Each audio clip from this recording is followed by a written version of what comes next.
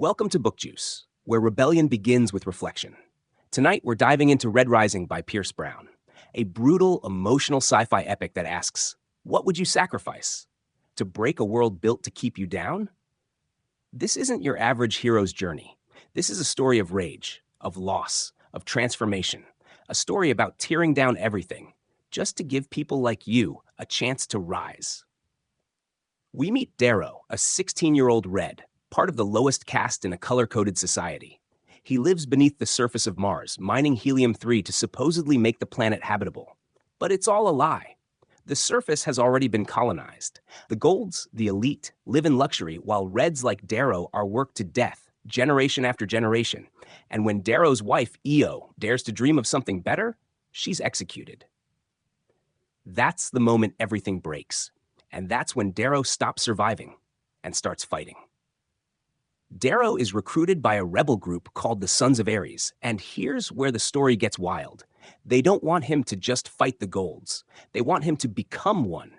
Through surgery, training, and pain, Darrow is physically transformed into a Gold and sent to infiltrate their world from the inside. But this isn't just about espionage. It's about identity, morality, and what it costs to play the game of your enemy without becoming them. Let's pause for a second.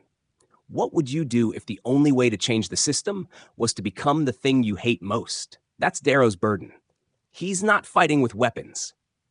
He's fighting with disguise, living a lie every single day, trying not to lose the red inside while surrounded by everything gold. And here's what makes Red Rising so powerful. It's not just about war. It's about class, control, legacy, pain. It asks, what happens when a system is designed to keep you small? What happens when the truth becomes too dangerous to speak? And can one spark of defiance light a revolution? We also meet unforgettable characters. Severo, wild, loyal, unpredictable. Mustang, strong, strategic, emotionally grounded. The Jackal, pure manipulation in a gold disguise. The relationships are layered, and nothing is simple. Enemies become allies, friends become threats, and Darrow is always walking a razor-thin line. Juice drop, I would have lived in peace, but my enemies brought me war. Sometimes the most dangerous thing you can do is wake up. Your reflection moment. Have you ever felt underestimated by a system, whether in life, work, or society? What did it take for you to rise? Drop it in the comments. Let's turn this into a space for rebellion and reflection. And if this story hit a nerve, like it did for me, subscribe and check the book link below.